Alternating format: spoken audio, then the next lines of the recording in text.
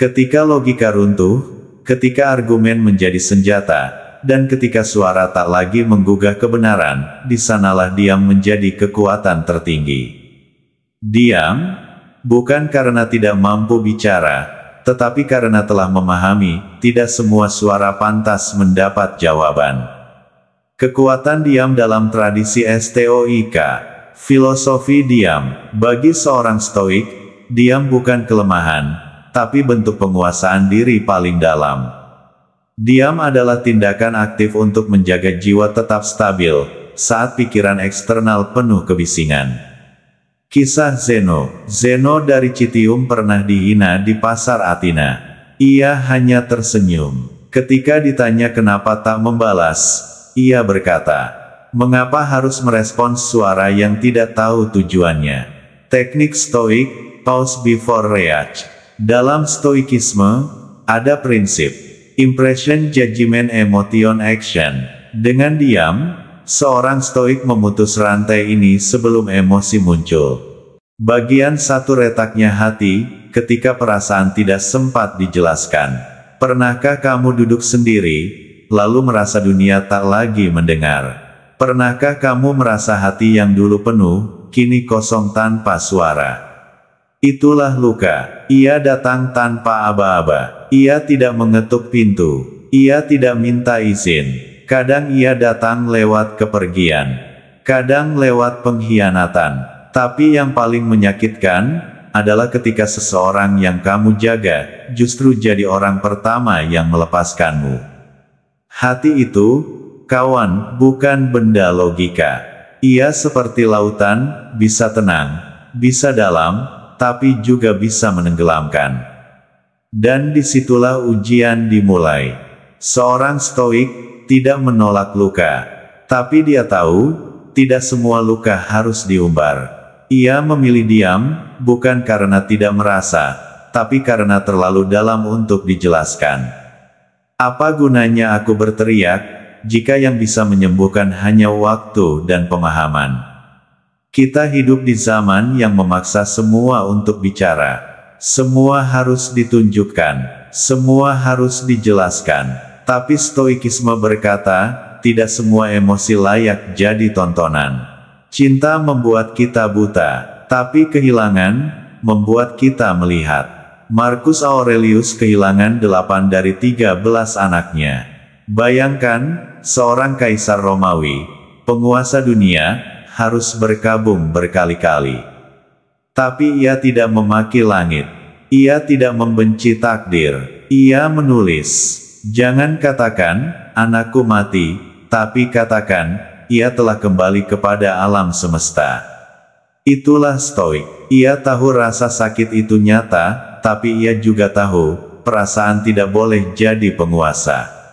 Dalam diamnya, seorang Stoik menyusun ulang dunia. Ia tidak menyalahkan orang yang pergi. Ia tidak mencari alasan kenapa hatinya dikhianati. Ia hanya bertanya, apa yang sedang semesta ajarkan padaku? Mungkin, kita terlalu sibuk mencintai orang lain, hingga lupa mencintai diri sendiri. Mungkin, kita terlalu berharap pada yang fana, hingga lupa bahwa segala sesuatu hanya titipan. Dan ketika semua orang menasihati kita untuk move on, Stoik berkata, jangan buru-buru, rasakan, pahami, tapi jangan jadi budaknya. Kamu boleh terluka, kamu boleh menangis dalam diam, tapi jangan pernah menyerahkan kendali hidupmu pada luka itu. Karena hati yang robek, bukan akhir segalanya. Ia adalah undangan untuk menyusun ulang makna hidupmu. Bayangkan seorang pria, ia ditinggalkan oleh kekasih yang ia cintai. Tanpa alasan, tanpa penjelasan, teman-temannya menyuruhnya marah, memblokir, membalas. Tapi dia tidak memilih itu. Dia diam, bukan karena lemah, tapi karena tahu, aku bisa marah, tapi marahku tidak akan mengembalikan apa-apa. Yang bisa aku kendalikan, hanya diriku sendiri. Kawan, kamu sedang patah hati. Tenang, itu bukan aib, itu bukan kelemahan. Itu adalah tanda bahwa kamu pernah berani mencintai. Dan sekarang, kamu punya kesempatan untuk mencintai dirimu sendiri lebih dari sebelumnya. Retaknya hati bukan berarti hidupmu berakhir. Itu hanya cara semesta menunjukkan, inilah waktunya kamu bertumbuh. Dan kamu bisa memilih diam, bukan karena kalah, tapi karena kamu sedang menyusun ulang dirimu. Dengan tenang, dengan sabar, dengan logika yang mulai bicara pelan-pelan. Bagian 2 seni diam, reaksi yang bukan pelarian. Ada kalanya, dunia menganggap diam itu lemah. Bahwa orang yang tidak melawan, pasti kalah. Tapi tidak semua orang diam karena tidak mampu. Sebagian dari kita, diam karena sudah mengerti bahwa tidak semua hal layak untuk direspons. Diam seorang stoik, bukan pelarian, tapi keputusan sadar, untuk tidak terjerumus dalam kegaduhan emosi. Saat hatinya disakiti, dia tidak berteriak. Dia tidak membuat drama, karena dia tahu, semakin kau reaktif, semakin kau menyerahkan kendali hidupmu. Kita hidup dalam budaya respons cepat. Orang memposting satu hal, kita langsung terpancing. Orang menyakiti hati, kita ingin segera membalas. Tapi stoikisme mengajarkan jeda. Jeda itu kekuatan. Dalam jeda, kita bisa memilih reaksi, bukan sekadar membalas rasa. Coba ingat satu kejadian di hidupmu.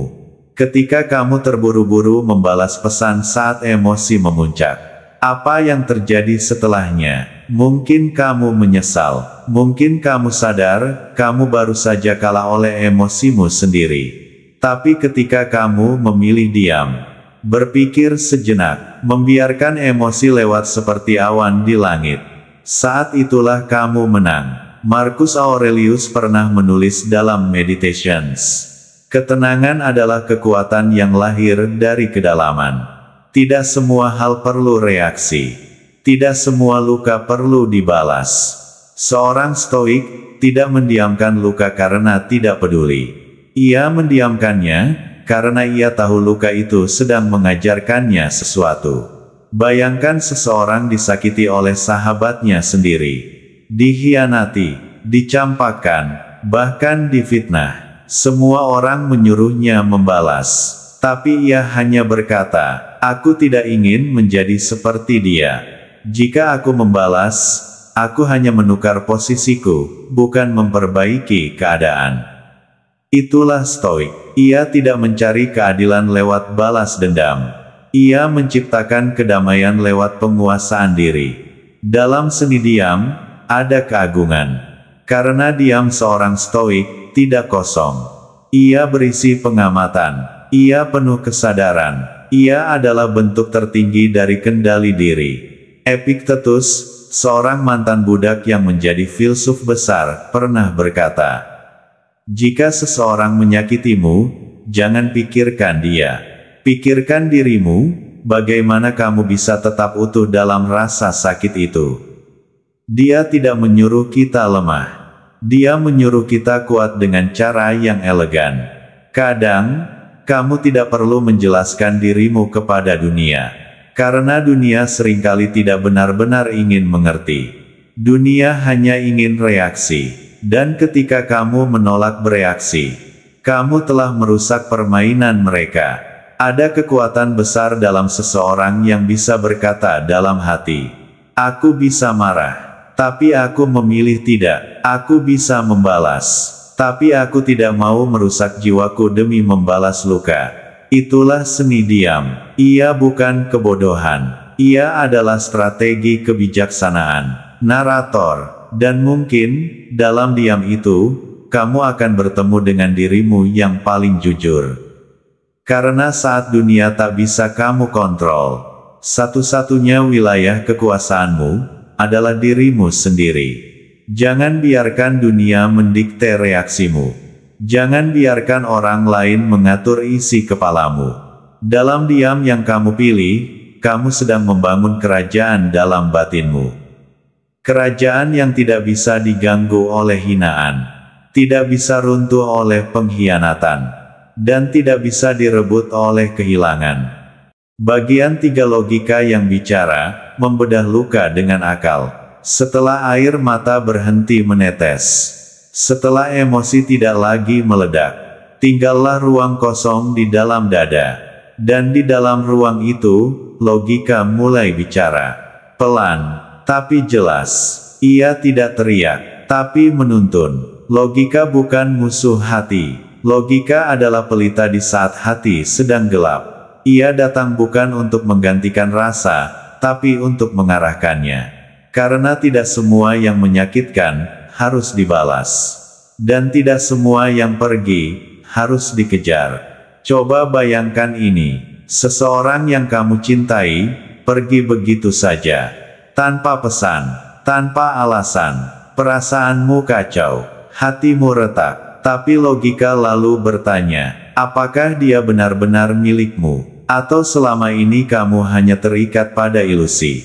Logika tidak membenarkan kehilangan, tapi logika berkata, mungkin, yang pergi bukan jodohmu, tapi penyelamatmu. Stoikisme mengajarkan, bukan peristiwa yang melukai kita, tapi penilaian kita terhadap peristiwa itu.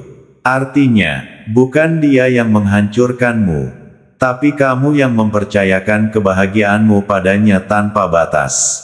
Dan sekarang, logika menolongmu untuk menarik kembali kendali itu. Kadang kita berpikir, kalau dia mencintaiku, dia tidak akan pergi. Tapi logika menjawab, cinta tidak selalu berarti tinggal. Kadang, orang pergi karena mereka sendiri tidak tahu bagaimana cara mencintai. Logika tidak menyuruhmu membenci. Logika hanya ingin kamu berhenti mengorbankan dirimu untuk hal yang sudah usai. Bayangkan seseorang duduk termenung malam hari. Hatinya hancur, tapi di hadapannya ada buku kecil. Ia menulis, aku tidak akan lagi menjadikan seseorang sebagai pusat hidupku. Itu bukan kekecewaan, itu pencerahan. Dalam konteks hati yang terluka, ini artinya, kamu tidak bisa mengatur orang mencintaimu. Tapi kamu bisa memilih untuk tetap waras setelah ditinggalkan. Lalu, kamu mulai membedah luka itu dengan akal. Mengapa aku begitu hancur? Apakah karena kehilangannya, atau karena kehilanganku atas diriku sendiri? Dan perlahan kamu sadar, yang sebenarnya menyakitkan adalah ekspektasimu sendiri. Bukan dia, bukan keadaan. Dalam stoikisme, setiap rasa sakit adalah undangan untuk menguatkan jiwa. Bukan untuk menghindari perasaan, tapi untuk mengasah kendali. Epictetus berkata, jangan berharap dunia berubah agar kamu bahagia. Tapi ubahlah dirimu, agar kamu bisa menghadapi dunia. Jadi, logika tidak menghapus air mata. Tapi logika mengajarkan, kapan harus berhenti menangis. Logika adalah sahabat sepi, yang tidak menghakimi, tapi juga tidak membenarkan kelemahan yang kita pelihara. Dalam diammu, logika bukan musuh hatimu. Ia adalah teman yang datang setelah badai mereda, dan dari sanalah, kamu belajar, bahwa memahami, lebih membebaskan daripada membalas. Bagian 4 ketika dunia menyuruhmu menangis, tapi hatimu memilih mengerti. Dunia sering berkata, kalau kamu disakiti, tunjukkan kesedihanmu. Menangislah, curhatlah ke siapa saja, ungkapkan semuanya. Tapi tidak semua hati ingin dijamah banyak telinga. Tidak semua luka ingin diumbar di ruang publik. Dan stoikisme mengajarkan, bahwa pemahaman lebih dalam daripada ekspresi. Kita hidup di era instan, di mana sakit hati pun jadi konten. Di mana kesedihan dinilai dari seberapa besar kamu menunjukkan kerapuhanmu. Tapi seorang stoik tahu, menangis itu bukan satu-satunya bentuk pengolahan rasa. Kadang, mengerti jauh lebih menyembuhkan daripada menangis. Saat seseorang meninggalkanmu, dunia menyuruhmu meratapi, tapi hatimu yang sudah melalui badai, berkata, Dia mungkin tidak jahat, dia hanya belum selesai dengan dirinya sendiri. Itulah pemahaman. Kamu tidak menyalahkan, kamu juga tidak memaafkan demi ego. Kamu hanya melepaskan. Ada perbedaan antara menahan rasa dan memproses rasa. Stoik tidak menekan emosi. Ia hanya tidak membiarkan emosi mengendalikan hidupnya. Ia merasakan, ia catat, ia refleksikan. Lalu ia bertanya, apa yang bisa kupetik dari semua ini? Bukan, mengapa aku, tapi, apa yang bisa kuperbaiki dalam diriku. Bayangkan kamu diselingkuhi. Dunia menyuruhmu membuat drama, membongkar aib, menyebarkan kebencian. Tapi kamu duduk diam, menulis dalam jurnalmu, aku tidak akan jadi monster karena pernah disakiti monster. Itu bukan kepasrahan. Itu adalah kemenangan diam-diam, yang tidak butuh panggung, karena sudah selesai dengan dendam. Pemahaman adalah bentuk cinta paling dewasa. Bukan kepada orang lain, tapi kepada dirimu sendiri. Bahwa kamu tidak lagi menuntut siapa-siapa. Tidak menuntut dunia adil. Tidak menuntut dia minta maaf. Kamu hanya ingin hidupmu damai. Ketika kamu bisa berkata, aku paham dia menyakitiku karena dia pun terluka. Maka kamu tidak mengizinkan luka itu menular. Kamu menjadi pemutus rantai. Kamu menjadi dewasa dalam sunyi. Stoikisme tidak menyuruhmu jadi batu, tapi jadi tanah yang bisa menyerap rasa, lalu menumbuhkan bijak dari sana. Karena terkadang, tumbuh itu bukan tentang menambah sesuatu dalam hidup, tapi tentang melepaskan apa yang selama ini membebani. Dunia mengira kamu baik-baik saja karena kamu tidak mengeluh. Tapi sebenarnya kamu hancur. Namun, kamu memilih hancur dalam kendali. Itulah kekuatan sejati. Bukan orang yang tidak jatuh yang kuat, tapi orang yang bangkit dengan cara yang sunyi dan terhormat. Dunia menyuruhmu menangis, tapi kamu memilih mengerti. Dan saat kamu mengerti, kamu tidak lagi terikat oleh siapa yang meninggalkan. Kamu tidak lagi takut pada siapa yang datang.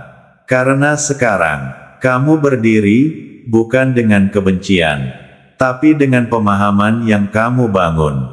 Dari reruntuhan hatimu sendiri. Bagian 5 luka dan logika, jiwa yang tak terbelah.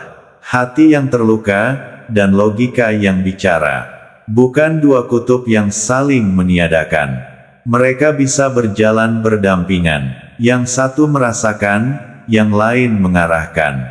Yang satu menangis dalam diam, yang lain memeluk dengan pengertian. Banyak yang berpikir stoikisme itu mematikan emosi. Padahal, stoikisme justru mengajak kita untuk mengerti emosi. Tanpa dikuasai olehnya, ia tidak membenci rasa, tapi ia juga tidak menyembahnya. Ketika hatimu terluka, jangan buru-buru membungkamnya. Dengarkan, rasakan, tapi jangan biarkan dia mengemudi arah hidupmu. Karena kalau kamu membiarkan emosi memimpin, kamu bisa tenggelam dalam dendam dan kebingungan. Bayangkan seseorang duduk malam hari. Ia baru saja dikhianati orang yang paling ia percaya. Dadanya penuh amarah. Tapi alih-alih marah, ia membuka jurnalnya dan menulis, aku tidak akan menjadi buruk, hanya karena pernah diperlakukan buruk. Ia tahu, hatinya hancur. Tapi ia juga tahu, logikanya sedang membangun ulang dirinya. Dalam stoikisme, tidak ada larangan untuk merasa. Yang dilarang, hanyalah menjadi budak dari perasaan itu. Logika tidak menghapus rasa, tapi logika memberi batas, memberi arah, agar rasa tidak menjadi racun bagi jiwa sendiri. Seringkali, kita marah karena kehilangan. Tapi kalau kita duduk sejenak, merenung, logika akan bertanya, apakah yang hilang memang milikmu? Atau kamu hanya terlalu terikat pada apa yang seharusnya bisa kamu lepaskan? Seorang stoik tidak kehilangan jiwanya karena kehilangan seseorang. Karena ia percaya, yang pergi bukan milikku, yang tertinggal adalah pelajaran, dan pelajaran itu lebih bernilai daripada luka yang kamu tanggung. Luka dan logika bukan lawan. Mereka adalah dua sisi dari kematangan jiwa. Kamu bisa menangis, tapi tidak harus tenggelam. Kamu bisa kecewa, tapi tidak harus menyimpan dendam. Kamu bisa terluka, dan tetap bijak dalam menyikapinya. Ketika kamu berkata, "Aku disakiti, tapi aku tidak akan menyakiti kembali." Itu bukan kelemahan, itu kekuatan tertinggi. Karena kamu memilih tidak mewariskan luka. Kamu memilih menjadi pemutus rantai. Kamu memilih menjadi dewasa, dan itu tidak mudah. Tapi itulah jalan stoikisme. Sunyi, dalam, tapi penuh kedewasaan. Logika tidak datang sebagai hakim. Logika datang sebagai teman, yang berkata, "Ayo, bangun, kamu tidak boleh dikendalikan oleh rasa sakit ini." Bayangkan jiwa yang tak terbelah.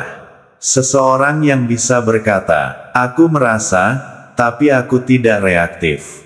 Aku hancur, tapi aku tetap berpegang pada nilai." Itulah jiwa yang kokoh. Itulah jiwa stoik. Ketika luka bertemu logika, bukan untuk saling meniadakan, tapi untuk saling menyeimbangkan. Karena jiwa yang utuh adalah jiwa yang tahu, "Aku boleh merasa, tapi aku tidak boleh hancur karena perasaan itu." Dan dari sanalah kamu melangkah. Dengan rasa, dengan logika, dengan kendali yang tidak lagi mudah direbut oleh siapapun. Bagian 6 diam yang membebaskan, saat tak perlu penjelasan, tak butuh pengakuan. Pada akhirnya, kamu tidak perlu menjelaskan apa-apa. Kamu tidak harus membela diri. Kamu tidak butuh mereka mengerti. Kamu tidak lagi menunggu pengakuan siapapun. Karena kamu tahu, diam yang kamu pilih bukan karena takut, tapi karena kamu sudah cukup kuat untuk tidak memerlukan pembenaran. Kamu diam karena sudah selesai.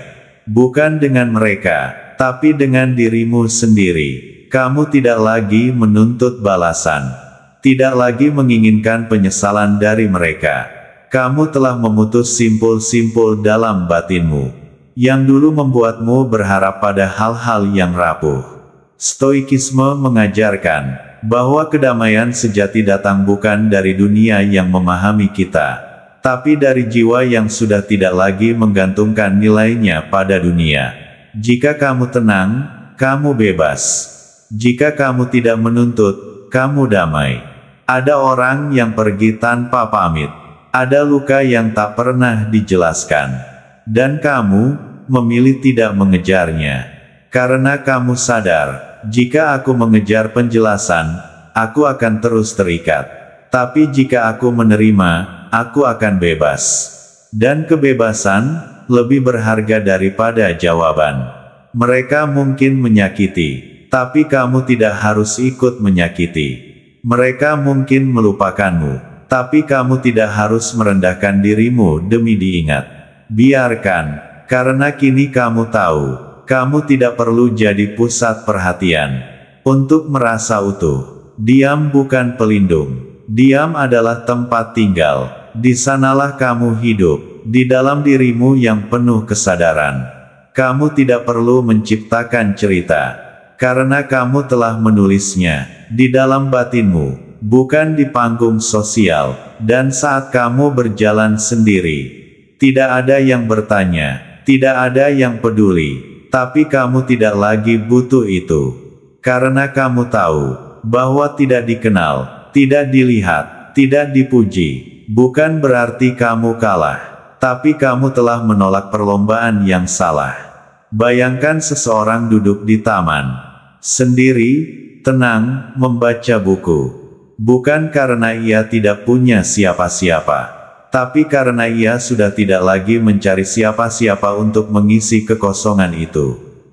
Kamu kini berjalan, tanpa beban, tanpa harapan dari luar. Karena kamu telah menanam kekuatanmu di dalam. Logikamu kini menjadi cahaya, hatimu telah menyatu, dan diammu bukan lagi pertahanan, tapi bentuk tertinggi dari kebebasan. Kamu tidak perlu bicara untuk membuktikan bahwa kamu kuat, karena kekuatan sejati adalah saat kamu bisa diam dan tetap tegak berdiri. Kamu tidak perlu dijelaskan, kamu tidak butuh pengakuan, karena kini kamu tahu, aku sudah selesai mengejar yang pergi. Aku sudah selesai bertanya pada yang tak pernah menjawab, dan aku sudah cukup dengan diriku sendiri. Itulah diam yang membebaskan. Itulah stoikisme yang tak hanya dipahami, tapi dijalani.